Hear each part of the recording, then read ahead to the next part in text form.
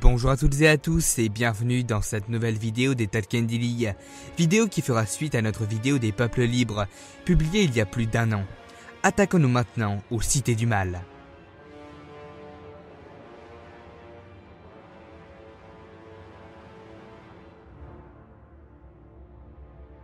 Tout d'abord, nous devons définir la notion de cité du mal telle que nous l'entendons. Une cité du mal, c'est une ville ou une capitale d'une région gouvernée et soumise à Sauron. Ainsi, nous ne traiterons pas du premier âge de la Terre du Milieu, où le prince de la nuit était Morgoth, mais bien du second et tiers âge. Sur ce, commençons.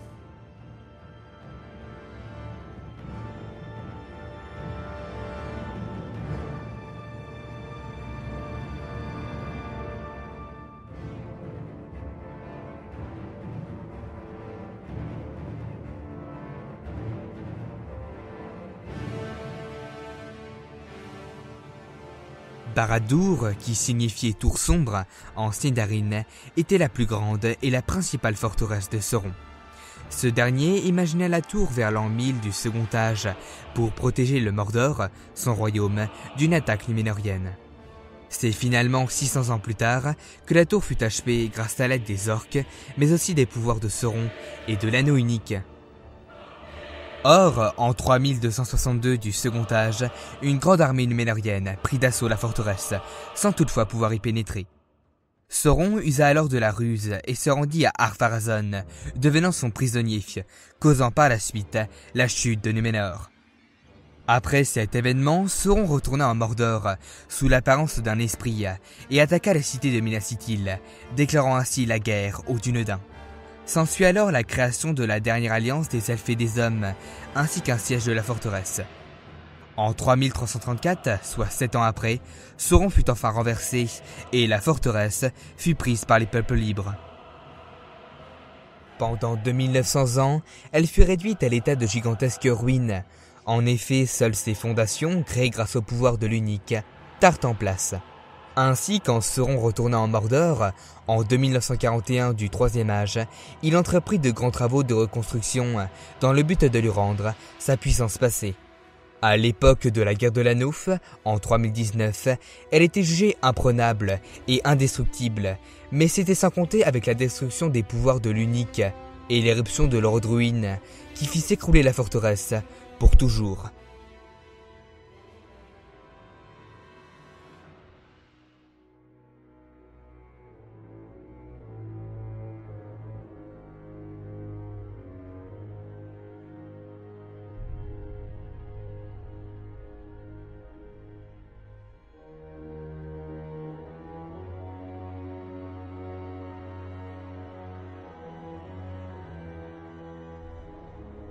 Dol Guldur, aussi appelée colline de la sorcellerie, était une cité maléfique fondée par Sauron vers l'an 1000 du Troisième Âge.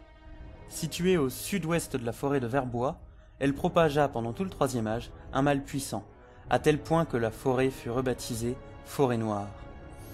Sauron y vivait alors sous la forme d'une puissance maléfique, le Nécromancien, accompagné de ses orques et serviteurs. En 2063, le mage Gandalf pénétra dans Dol Guldur, inquiet de la situation de la forêt, sans toutefois pouvoir identifier clairement l'esprit qui la hantait. Sauron était en réalité parti, et ne revint qu'au XXVe siècle du Troisième Âge, bien plus puissant.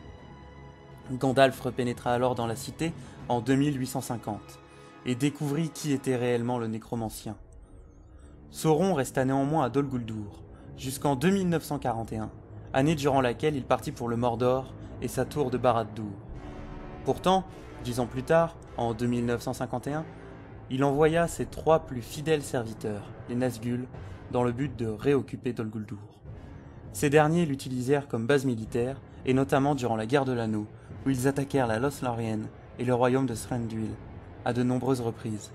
Après la chute de Sauron et des Nazgûl, une armée menée par Celeborn et Thranduil détruisit Dol Guldur et nettoya la forêt de Túmal.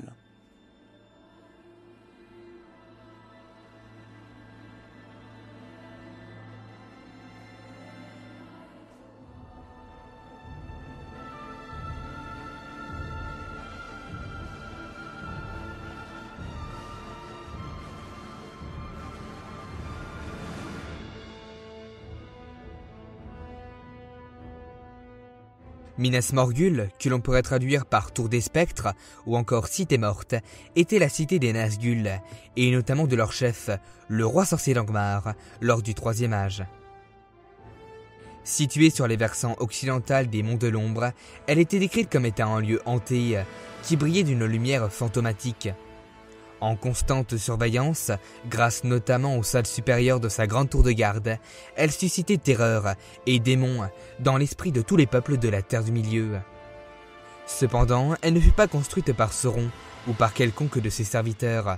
En effet, elle était autrefois Minas Ithil, la tour de la lune, jumelée avec sa voisine, Minas Anor, ces dernières possédant les mêmes structures et architectures.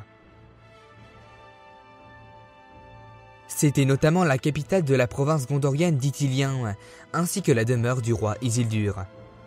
Au Troisième Âge, le statut royal et militaire de la cité diminua fortement du fait que la lignée d'Isildur prospérait en Arnor.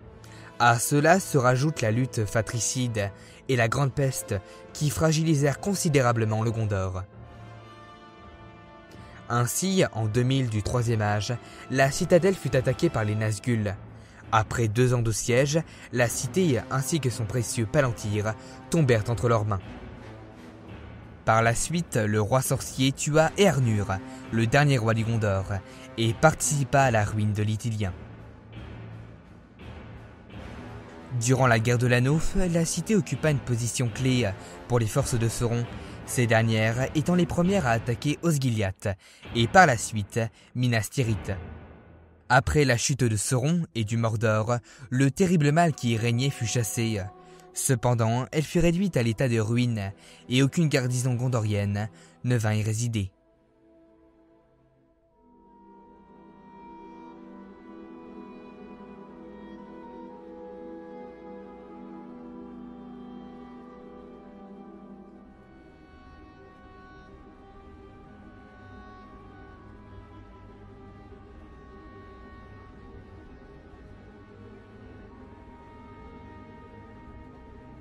Cirith Ungol, autrement dit passe de l'araignée en Sindarin, était un des 2 seuls moyens de pénétrer en Mordor par l'ouest. Son nom est évidemment dû au fait de la présence d'Arachné, araignée descendante d'Ungoliant, qui avait établi sa demeure dans les cavernes de Torek Ungol, situées à l'entrée du col. Ce dernier abritait la tour de Cirith Ungol, ancienne tour gondorienne construite au début du Troisième Âge et ayant pour but d'empêcher quiconque de sortir du Mordor. On estime que la tour fut abandonnée à partir de l'an 1636, année durant laquelle la Grande Peste ravagea l'Ithilien. Ainsi, la tour fut prise par les forces de Sauron peu avant le 2e millénaire du Troisième Âge. C'est d'ailleurs grâce à l'aide de celle-ci que les armées du roi sorcier purent assiéger Minas Ithil, la faisant devenir par la suite Minas Morgul. Après cet événement, la tour, comme la présence d'Arachné, faisait office de rempart contre une quelconque invasion au pays de Mordor. Seuls Frodon Sake, Sam Sagas-Gamgee et Gollum purent déjouer les pouvoirs maléfiques d'Arachné, des statues guetteurs, ainsi que de l'enfer de la tour Orc. Aucun texte ne nous conte le devenir de la tour après la guerre de l'Anneau. On peut néanmoins supposer qu'elle fut laissée à l'abandon, comme Minas Ithil.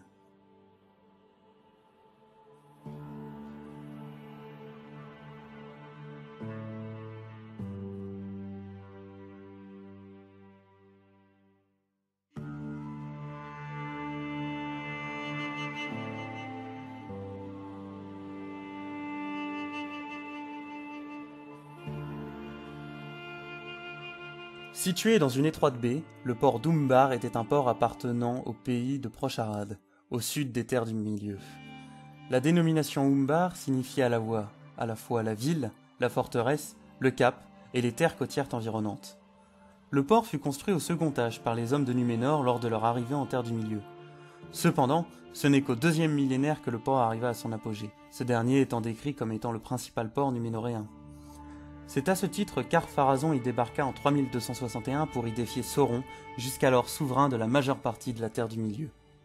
Après cet événement, et notamment la chute de Numénor, les Numénoréens vivant dans cette contrée, faisant partie des hommes du roi, tombèrent sous l'influence de Sauron. On les appela dès lors les Numénoréens noirs. Au cours du Troisième Âge, ces hommes menèrent de nombreuses attaques maritimes contre le Gondor, et notamment contre le principal port gondorien, Pelargir. Au Xe siècle du Troisième Âge, les Gondoriens, sous le commandement de leur roi Ernil Ier, prirent d'assaut la forteresse. Après cette campagne militaire, l'Umbar fut rattaché au Gondor jusqu'en 1448, année de la guerre civile, où une force rebelle alliée à des Haradrim reprirent la région. En 1810, le Gondor reconquit brièvement le port de la ville, qui fut par la suite repris par les Haradrim. Une fois encore, les vaisseaux noirs d'Umbar, appelés Dromoons, effectuèrent des raids sur les côtes de la Terre du Milieu, à tel point qu'ils furent appelés Corsaires d'Umbar. Prévoyant de la puissance montante de Sauron, en 2980, Thorongil, aussi appelé Aragorn II, attaqua le port d'Umbar et brûla une grande partie de sa flotte. Lors de la guerre de l'anneau, les corsaires projetèrent d'attaquer Pelargir et par la suite Minas Tirith, mais subirent une écrasante défaite face à Aragorn et à l'armée de Dunrao. Après la guerre de l'anneau, le port et ses derniers habitants passèrent sous la suzeraineté d'Aragorn et du royaume réunifié.